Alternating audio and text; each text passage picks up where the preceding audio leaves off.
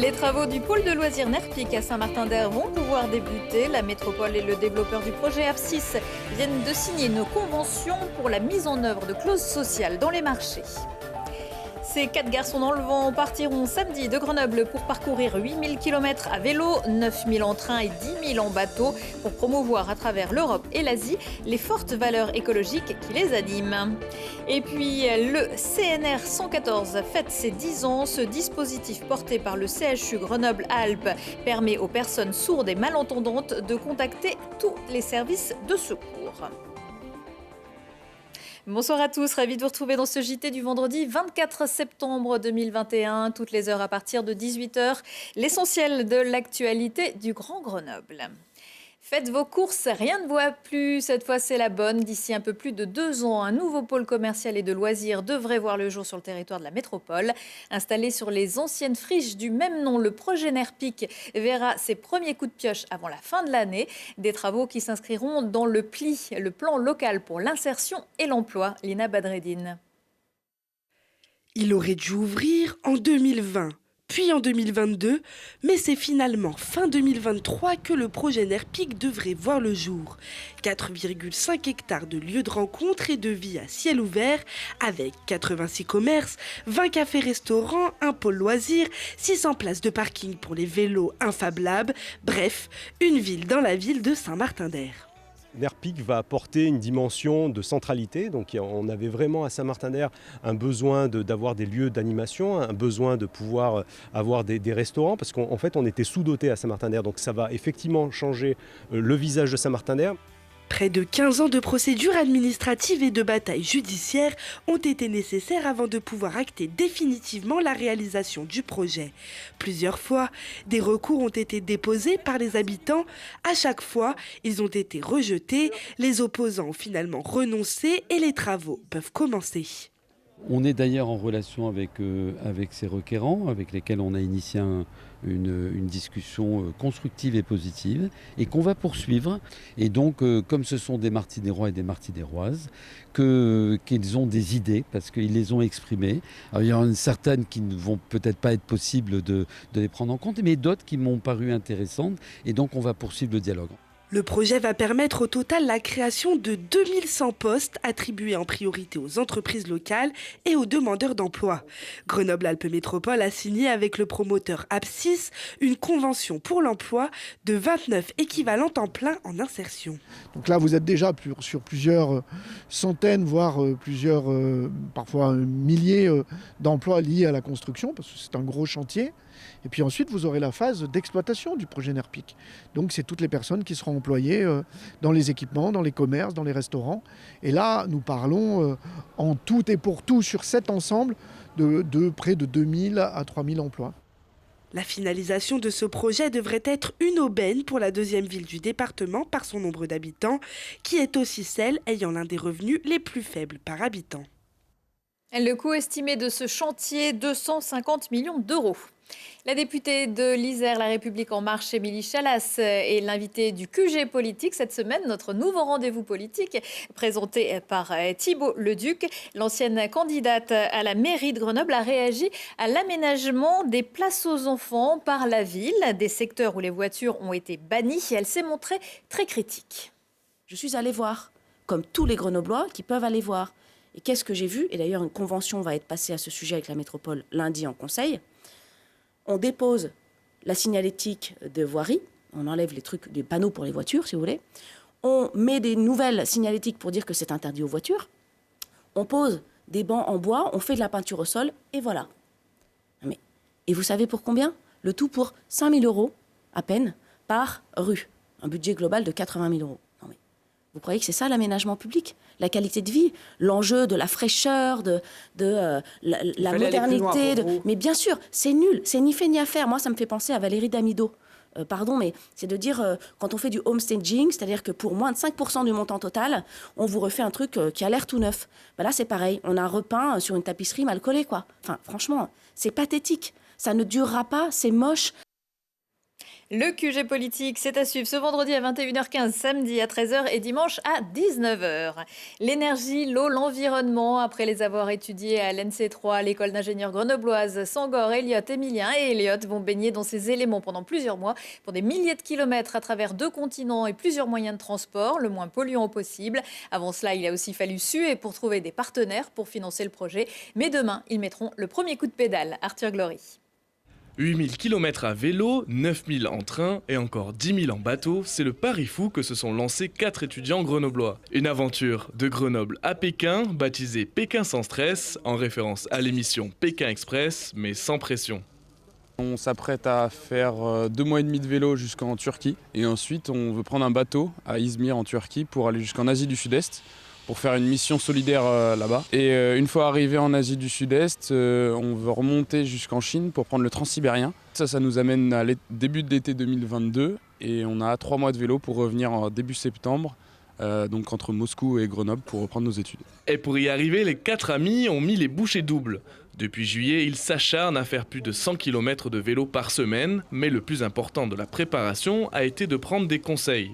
De groupe en groupe, les 4 aventurés se sont abreuvés d'astuces et de l'expérience de ceux passés avant eux. Charger les vélos et ne rien oublier est alors dans la tête de tous. Une gymnastique qui demande beaucoup d'organisation. Juste là, donc c'est un matelas en plume, donc qui est un peu lourd mais qui résiste à moins 5 degrés. Donc c'est pour faire pareil à toute situation. Et ensuite j'aurai les tentes pour tout le monde. Donc dans cette première sacoche j'aurai une tente. Donc elles sont à peu près de cette taille-ci, elles sont vraiment pas très lourdes et c'est des tentes de place. J'aurai la même de l'autre côté avec mon matelas. Donc c'est un autogonflant qui prend pas beaucoup de place et qui est assez léger aussi. La bande reste pourtant inquiète. Avec la crise sanitaire, ils ne savent pas s'ils pourront arriver à bon port, mais qu'importe, pour ces 4, l'important c'est l'aventure. L'aventure, toujours l'aventure. La DTC Se déplacer autrement revendique le vélo comme moyen de déplacement et organise samedi la convergence vélo de la région grenobloise. Les habitants sont invités à prendre part à l'un des 8 cortèges qui partira à 11h de la place de Verdun pour un parcours dans la ville avant de rejoindre le village des alternatives d'Alternatiba dans le parc Paul Mistral. Demain, samedi, ce sera la journée mondiale des sourds. En France, 4 millions de personnes sont déficientes auditives. Cela fait 10 ans que le Centre national relais, le 114, permet aux personnes sourdes et malentendantes de contacter les secours en cas d'urgence. Un numéro unique et gratuit que la France est la première à avoir mis en place en Europe et que le CHU Grenoble-Alpes est le premier à avoir fait fonctionner. D'ailleurs, il ne fonctionne qu'au CHU Grenoble-Alpes. C'est ce que vous allez nous expliquer. Éric Vial, bonsoir. Bonsoir. Vous êtes coordinateur système et métiers du 114. Alors, le 114, il permet d'accéder à quel service ? Donc le 114, c'est le numéro d'appel d'urgence pour les personnes sourdes et malentendantes qui leur permet de contacter le 15 pour le SAMU, le 17 pour la police gendarmerie et le 18 pour les pompiers. Le 114 à Grenoble reçoit les appels de toute la France et même de l'outre-mer. Tout à fait, ouais. Donc c'est une plateforme nationale qui traite les demandes de la France métropolitaine et l'outre-mer. Ouais. Comment ça fonctionne ? Est-ce qu'il y a des secouristes formés à la langue des signes ? Donc c'est même mieux que ça. En fait, la particularité du 114, c'est que certains agents sont sourds, comme ça pour éviter les malentendus qui pourraient exister. Donc on a une équipe d'agents sourds et d'agents entendants, tous formés à la langue des signes, pour une fluidité d'échange dans l'équipe. Alors quand ils sont contactés, ils prennent donc en charge l'appel et ils s'assurent que tout se passe bien jusqu'à l'arrivée des secours ? Tout à fait, ouais. Donc on va traiter l'appel, on va réceptionner l'appel, poser les questions pour avoir tous les éléments, transmettre ces informations au service d'urgence du département concerné et on reste en ligne si besoin avec la personne pour la conseiller, la guider dans ses gestes de secours. Depuis 10 ans, le nombre d'appels ne cesse d'augmenter. Tout à fait. Du coup, à la création du 114, on traitait une vingtaine de dossiers par jour. Là, on est à 80 dossiers par jour. Donc ça reste une activité faible, mais qui est en augmentation constante. Parce que vous êtes combien actuellement au 114 ? Donc les agents sont une vingtaine à se relayer H24, ce qui fait un effectif de 3 à 4 personnes. Et vous recherchez du personnel ? Tout à fait, ouais, tout à fait. Donc le 114 recrute. Donc si vous êtes intéressé, n'hésitez pas à contacter le 114. Est-ce qu'il y a eu un effet confinement ? Tout à fait. Il y a eu plusieurs effets confinement. Il y a eu un premier effet confinement où les personnes sourdes se sont trouvées démunies, comme tous les citoyens français. et peut-être encore plus parce qu'elles n'avaient pas accès à l'information comme nous, on peut y avoir accès. Donc il y a eu beaucoup de questions qui se sont posées. Et après, il y a eu d'autres effets, notamment la montée des violences familiales. Les personnes sont retrouvées enfermées dans leur domicile. C'est ce dont vous me parliez quand on préparait cette émission. On m'avait parlé des appels discrets. Et à ce moment-là, le 114 est le seul recours. Si on ne peut pas téléphoner et que la seule solution c'est le SMS, le 114 est effectivement la seule solution, sachant qu'il y a d'autres solutions qui existent, comme le chat police, le chat gendarmerie, qui ont mis en place des chats en ligne qui permettent, même de manière sans téléphoner, de contacter les secours. Vous avez souhaité améliorer l'ergonomie et l'accessibilité du 114 pour les personnes déficientes visuelles. Oui, on a une application mobile qui est lancée depuis fin 2018 qui permet de contacter les secours directement en visio. Et on a apporté des améliorations à cette première version de l'application, notamment pour les personnes sourdes, déficientes visuelles, pour leur permettre de contacter correctement les secours. C'est-à-dire que je crois que vous jouez avec la luminosité parfois de l'écran. Il y a plusieurs des affichages, un affichage avec des forts contrastes, en clair, en sombre, et du coup la personne peut choisir ce qui est le plus adapté à elle. Est-ce que d'autres évolutions sont à l'étude ? Bien sûr, là on est en train de travailler avec la Fédération nationale des aphasiques de France pour rendre accessible l'application aux aphasiques, où c'est encore des particularités de communication différentes. Merci beaucoup Éric Vial. Merci. Restez avec nous pour terminer ce JT. Je vous propose quelques rendez-vous pour sortir ce week-end. Doucement le matin, pas trop vite l'après-midi, samedi et dimanche. La station de Corançon en Vercors invite à la contemplation, au bien-être, à la découverte grâce aux Slow Days. Au programme durant 2 jours, yoga, marche nordique, parcours d'orientation pédestre, rencontres à la ferme, bain de forêt, VTT, golf ou encore apéro gourmand. Et les plus sportifs pourront même profiter d'une séance sportive inédite coachée par le médaillé olympique Robin Dubillard. Les inscriptions se font auprès de l'Office du tourisme. Pour les amoureux de la nature en ville, le centre horticole de Grenoble ouvre ses portes dimanche de 10h à 17h. Il ne devrait pas faire très beau, autant aller vous abriter sous les serres qui se situent à Saint-Martin-d'Air, rue des Taillés sur le campus. Un tout nouveau sentier pédagogique permettra aux visiteurs de découvrir les différentes activités du service nature en ville.